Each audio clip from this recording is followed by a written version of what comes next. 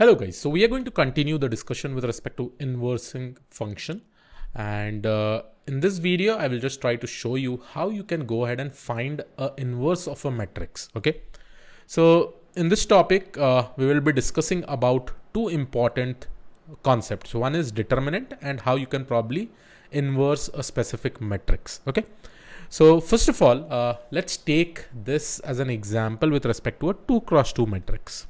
So let's say that I have a 2 cross 2 matrix. Now with respect to a 2 cross 2 matrix, here we are, let's say if I have given a matrix called as A, okay, I have this matrix, I need to find its inverse and also verify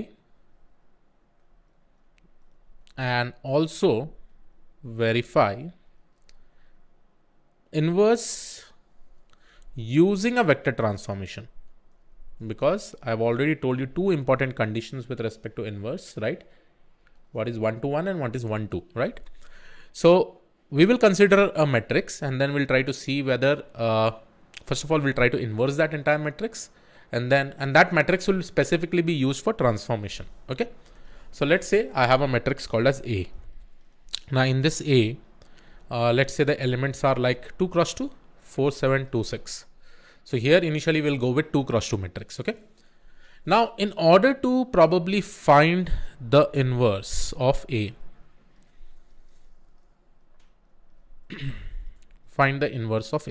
okay, we are going to use a specific formula. So here what I am basically saying, I'm trying to do a transformation, and this transformation is basically indicated. It is probably taking some real value and it is making a transformation to another real value, right? And this transformation is basically indicated by this particular matrix. That basically means over here, I'm just going to take this A matrix. I'm going to do a dot product with respect to X, and then I'm probably going to get the Y. Okay, so this is what is the entire thing that I'm actually specifically doing with respect to this particular transformation. Now, will I be able to probably get the A inverse from this, so that if I apply this A inverse transformation of Y, I should be able to get X. Okay, that is what we are actually looking at. Now in order to find the inverse of A, if the A matrix are nothing but A, B, C, D, then in order to calculate the inverse, we specifically use a formula. That is 1 divided by determinant of A multiplied by, what we do is that we take this matrix and we reverse this, reverse the element. So initially here was AD. So we'll go ahead and write DA, and here we have minus C minus V. So when we are inverting over here, this inversion should change only the sign. Okay. So for inversing, we basically use this formula. Let's focus on this formula again. First of all, here we are basically going to calculate the determinant of A. We will discuss what exactly is determinant of A, multiplied by dA, and here we are just reversing the elements, and here we just use the negative value of that particular element. And I think you have seen this formula even in high schools. And this is how you basically calculate an inverse of a specific function or matrix whenever you really want. Okay. Now, I will try to probably prove this with an example. Probably we'll just go ahead and see an example. But before that, let's talk about determinant. Now, in order to understand what exactly is a determinant, I will take some graphs over here. Okay. I will just draw some graph. Let's say that I have some values. Okay, here I am denoting this as one unit vector. So let's consider this is my unit vector I. Okay, so here I have my unit vector I. Okay, I, and unit vector is basically given by this, and this is my J unit vector. Okay, J unit vector. Unit vector basically means the value is 1. Now what is happening is that if I probably consider this area specifies the determinant of this vector ij. Okay, so with respect to this particular area, And here we are not squeezing, we are not transforming anything. We are just taking this unit vector and whatever area we are actually getting, this basically indicates the determinant value. Now, in order to make you just understand further things with respect to determinant and how determinant actually works, I will also show you a visualization diagram. Okay. But before that, let me just go ahead and write a definition so that you will keep these things in mind. Okay. So here I'm going to define a definition. So here we are just going to write a determinant is a scalar value that can be computed from a square matrix. It provides important information about the matrix, such as whether the matrix is invertible or not. And it also has a geometric interpretation, just such as describing the scaling factor of linear transformation represented by the matrix. Now, when I consider this unit vector, here we are not scaling, right? We are not scaling. Scaling basically means what? I'll just give you an example. So let me go ahead and see this particular amazing graph, over here, this 1, 1 is basically my unit vectors. Okay. So here you can see it is a unit vector. When I say scaling basically means I will take a matrix. Let's say one of the dot point is over here. The other dot point is over here. Now what I'm doing is that I will scale this unit vector to this points. When we scale this unit vector to this points, then what will happen? This entire unit vector will probably scale to that particular point. Okay. Now see, this is what linear transformation is all about, right? If I have this particular point, I want to probably do the transformation to this particular vector. If I scale it, you will be able to see that my origin will be same, right? My origin will be same, but this line will probably get extended till there. It will get scaled till there. And this is still a linear transformation because my origin is same. And here also you can see that I'm actually getting a straight line. Okay. Now, if you really want to understand what does determinant actually mean, so this is the area that I'm actually talking about. So determinant actually talks about this specific area that is basically created after scaling. Now you may be thinking, Krish, what happens if I keep the vector similar to my unit vector and then probably I try to scale it, right? So this is a transformation that I'm looking at. Now, if I scale it, here you can see there is no difference. So if I'm using the same unit vectors, that is with respect to this without scaling, then you will be able to see that I will be getting the same area. But with respect to any point, let's say I want to probably go ahead and scale it over here to, let's say here. Okay. So this is my A matrix. You can consider this, right? This is the matrix that I'm actually doing the transformation.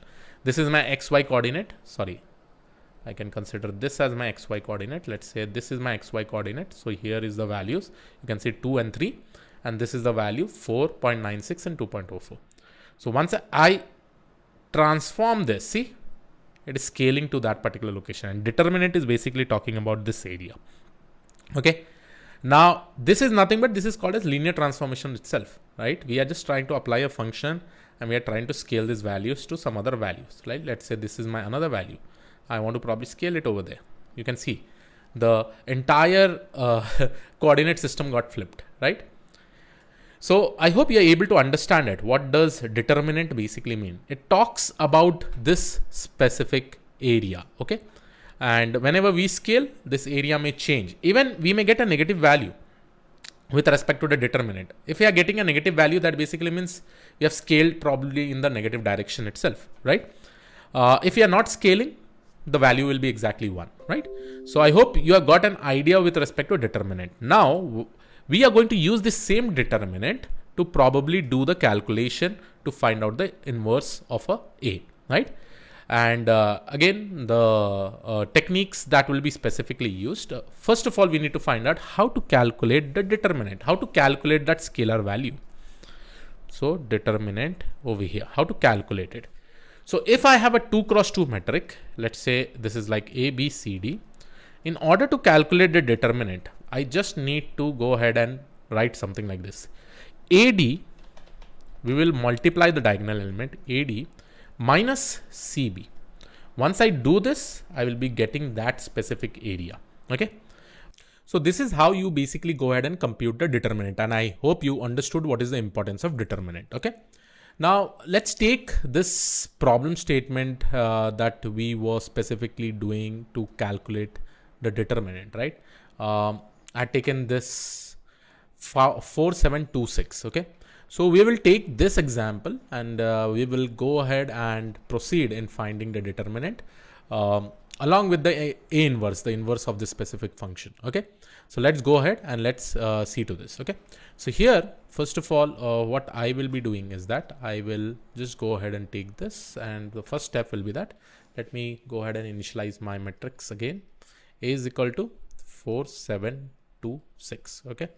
First of all, we will go ahead and compute the determinant. Now, in order to compute the determinant, we'll go ahead and write determinant of A, which is nothing but 24 minus 14, which is nothing but 10. Okay. To calculate, this is my step 1. This is my step 1. Now, second step is that we will find the inverse of A. Inverse of A.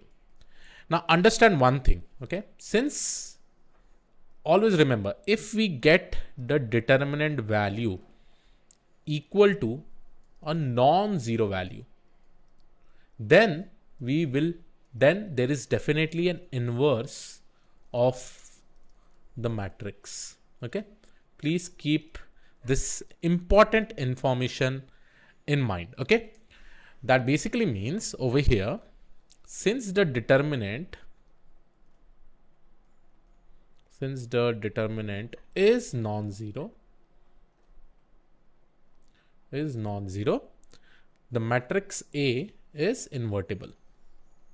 The matrix A is invertible. And now we'll try to prove it.